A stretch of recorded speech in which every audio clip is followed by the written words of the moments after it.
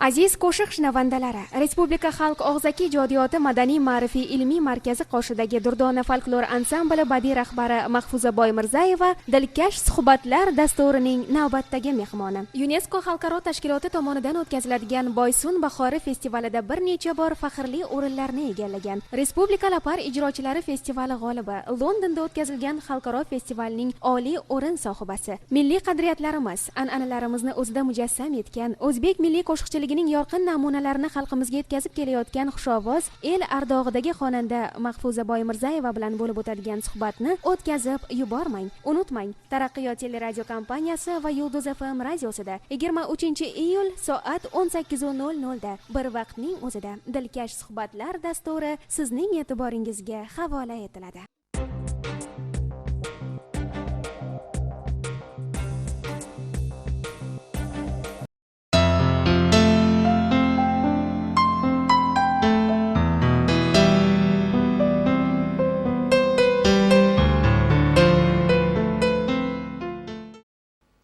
Assalomu alaykum. Kuni kecha Bobur nomidagi Andijon teatrida men chiroyli bir tomoshani guvoh bo'ldim. Andijon viloyat televideniyasi va mana shu bizning sevimli teatrimiz hozirgi rahbar Alisherjon Qosimov sa'y harakatlari bilan Navozanda degan konsert tashkil etilibdi. Bu konsert davomida umrlarim uzayib ketdi desam ishonavering. Andijonni ikkita farzandi, Fattoxon aka Mamadaliyevni farzandlari Nodiraxon va yana bizni o'z Andijonimizda voyaga yetgan Mahfuzaxon Boymirzayevalarni duetga o'xshagan, haligi aytishuvga, bayt-barakka o'xshagan konsertlari berildi. Va o'zimdagi bu maza qilishni, san'atni go'zal bir insonga beradigan qanotlari, rohatlarini sizga ham ilingimiz keldi. Bugungi suhbatimizda shu ikkita xonandani bittasi Mahfuzaxon Boymirzayevani taklif qildik va sizga ilindik. Bu qizimizni siz juda kamroq ko'rgansiz, Toshkent televideniyalarida chiqib turadi-yu, lekin o'sha yakkaxon xonanda sifatida bugun inshaalloh sizga taqdim etamiz. Nodira qizimiz endi o'zimizni bog'imizdagi eng a'lo gulimiz. Nodiraxonni dasturlarini yoddan bilamiz. Ovozlaridagi qochirimlarni, nolalarni maza qilib tinglaymiz. U qizimizga ham Xudo umr bersin, otalarini obro'larini bersin va bu qizlarni o'rtaga qo'yib, xalqni e'tiboriga havola qilib, savob yo'lini tutib, xo'sh deylik, oltinni tuproqdan ko'tarib, Allohning ne'mati sifatida ulusga deylik taqdim etganlari uchun mana shu Navozanda konsertini tashkilotchilariga minnatdorchilik bildirgan holda men Mahfuzaxon oyimni suhbatga tortaman. Mahfuzaxon, xush kelibsiz avval. Xo'p, rahmat tug'ilganingiz uchun, sizga Xudo ovoz bergani uchun va uni ardoqlab ko'tarib yurganingiz uchun, ma'nili qo'shiqlar aytib deylik elni ko'nglini olishga ixlos bilan uringaningiz uchun katta rahmat.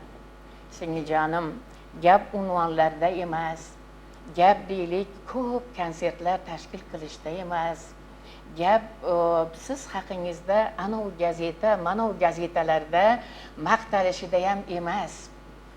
Eng asosiy gap, sizni aytgan qo'shig'ingizdan el rozi bo'lsin va elni roziligi sizga albatta Alloh roziligini olib keladi. Xo'sh, Mahfuzaxon, qaysi bog'da undingiz? Sizning mualliflaringiz kim? Sizga kim Mahfuza deb ot qo'ydi? Sizga kim childirma berdi birinchi? Shu haqda, masalan, men sizdan ham avval bu bog'bonlarni elga ko'rsatishni xohlayman. Ota-onangiz haqida, joyingiz haqida, ustozlaringiz haqida ikki og'iz gapirsangiz. Avvalambor mana shu ko'rsatuvga tashrif aylantirib chaqirtirganingiz uchun sizga juda ham katta tashakkurlarimni aytaman. Chin dildan mana kuni kecha bo'lib o'tgan Andijon viloyati teleradio kompaniyasi homiyligida viloyat televideniyasi hamkorlik hamda viloyat televideniyasi bilan birgalikda teatrda bo'lib o'tgan Navozanda mushoirasiga qatnashar ekanman. Bu olqishlar meni yana ham yelkamga bir katta zimmani yukladi. Xudo xolasa yana ham chiroyli bir ijodlar qilib, men asosan o'zi doira jo'rligida ijro etardim juda ham ko'plab. Asli tug'ilgan joyim Andijon viloyati Izboskan tumanining Cho'ma qishlog'ida tavallud topganman. 1960-yilda rahmatli otam Cho'rakboy Boymirzayev, onam Tepashxon onalar menga mana shu o'qituvchilik kasbiga yo'naltirgan.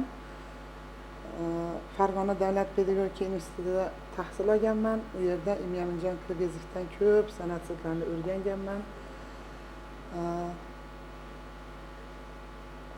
Institutni bitirganimdan so'ng Izboskan tumanidagi 26-o'rta maktabda ish faoliyatimni boshlab, shu joyning o'zida o'qituvchilardan saykal folklor guruhi tuzganman.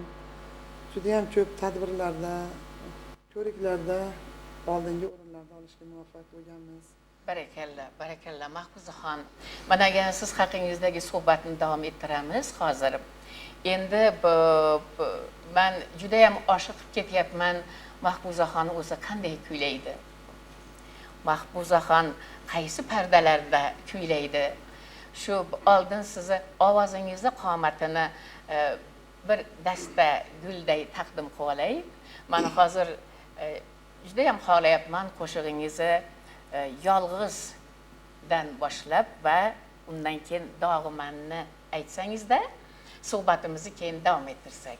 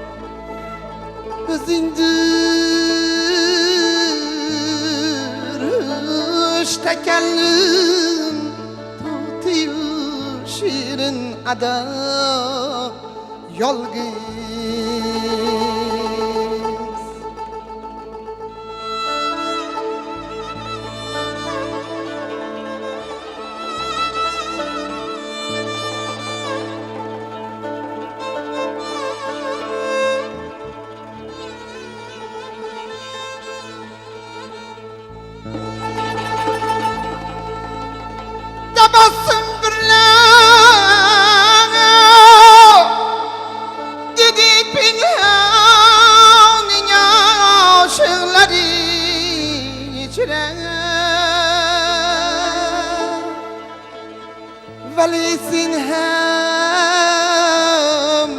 asirim müptelalıkta juda yalgız.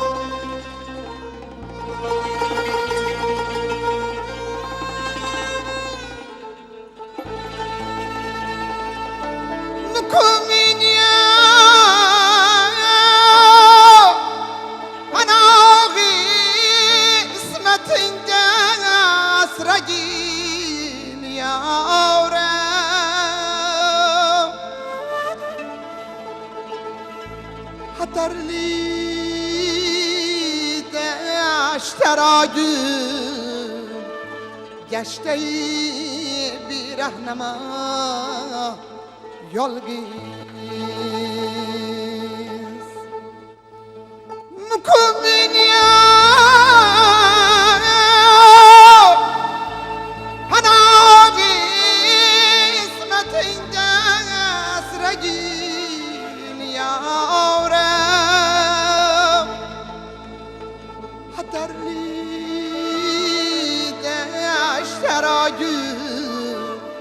Geçti bir rahnama yolgiz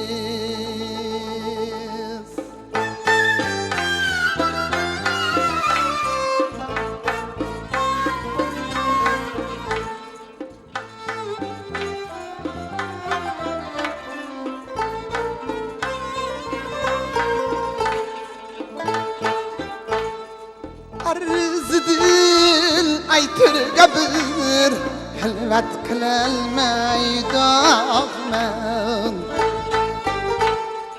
Arzıdil aytır gabir Helvet kılelmey dağmen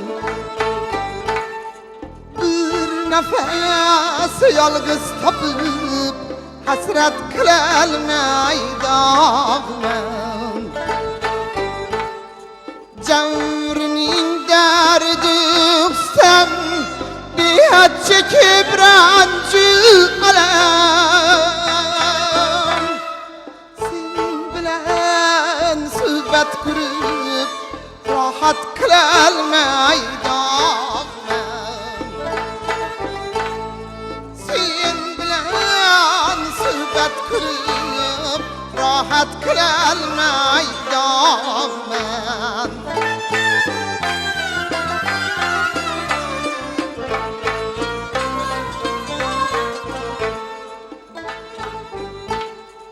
Hasta dilge sözlerin Melhem velikin ahkim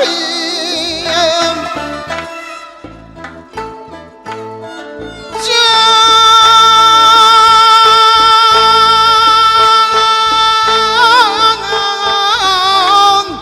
bir özümge bir özün Aşına kılelmey dağmen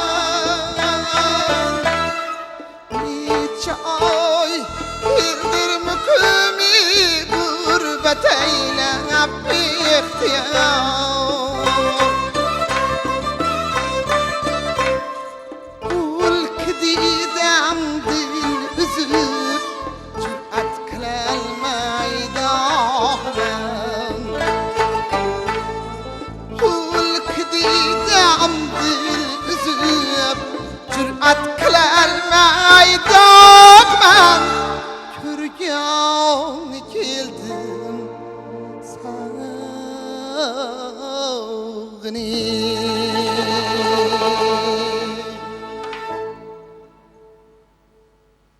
Hurmatli tomoshabinlar, mana eshitdik ovozni, eshitdik sozni, ohangni va bularga singdirilgan durdona so'zlarni eshitdik. Bu insonga shu eshitish imtiyozi bu ilohiy imkoniyat deb bilaman-da. Men bolaligimda Toshkentda yashagandik, falonchi to'yga Ma'murjon Uzoqov keladi deylardi Mahfuzaxon. Borsak, qarang, daraxtlarning tepasida ham bolalar o'tirishardi. Devorlarning tepasida hamda va Ma'murjon akani do'ppilarini dol qo'yib aytayotganlarini go'dak ko'zlarim bilan kuzatganim. Ana undan keyin Komiljon Otaniyozovni talabalik paytimizda taklif qilardik katta zallarga. Sochlarini qirdirib olib, baland bo'ylariga chiroyli do'ppilarni kiyib, torni xuddi bir ruchkaday ushab kirib kelardilar u kishim. Va keyin Orif Ali Mahsumovni kuzatyapman, kuylayotgan paytlardagi ko'rinishini va yana Berta Davidovani qo'shiqlarini, Tavakkal aka ashula aytgan paytdachi, mana hozir o'ylayapman, mana sozanda bolalarim, bular deylik mutaxassis yigitlar, bunday suhbatlarda bo'lib qolish ham men uchun g'animat. Darvoqe tomoshabin o'rtoqlar, siz bugun jonli efirni ko'ryapsiz. Mahfuzaxon, sen jonli chiqasan ekan singlim desam, voy deb hayajonlanib ketdi. Siz bilan shu tirik, masalan, gaplashib turibmiz efirda. Bugun sozandalarni Ulug'bek Hojiqulov degan bolam, bir qomatlaringizni ko'rsatib qo'ying. Mana operator bolam ko'rsatgan Ulug'bekni. Bugun Ulug'bekni dastasi chalyapti mana. Mana kechikishyapti, mana ko'rsatishadi. Mana o'rningizdan turib qo'ying. Ana shu bolam Ulug'bek. Bizi deylik o'zbek milliy san'atini darg'alaridan bittasini, farzandi dilbandi. Va mana bu bolalarimni ham Anjonni sahnalarida, Anjonni obro'si uchun qanchadan qancha qilgan mehnatlarini o'zim guvohiman, umrlari ziyoda bo'lsin.